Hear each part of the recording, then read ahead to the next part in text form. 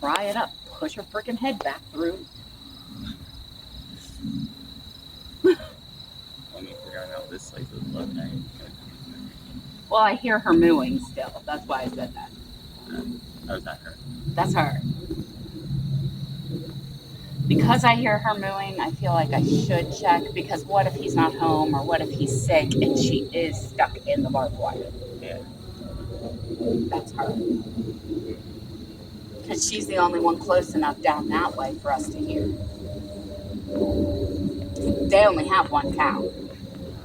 They don't have a whole bunch of them. They don't have a whole herd. So, like, if I hear one coming from that direction, I know it's enchilada.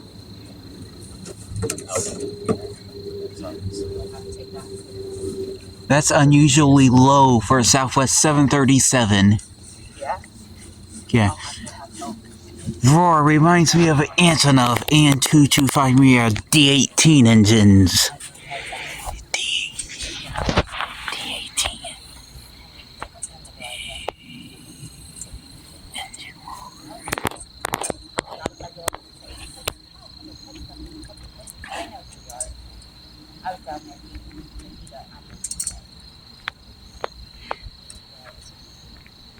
What?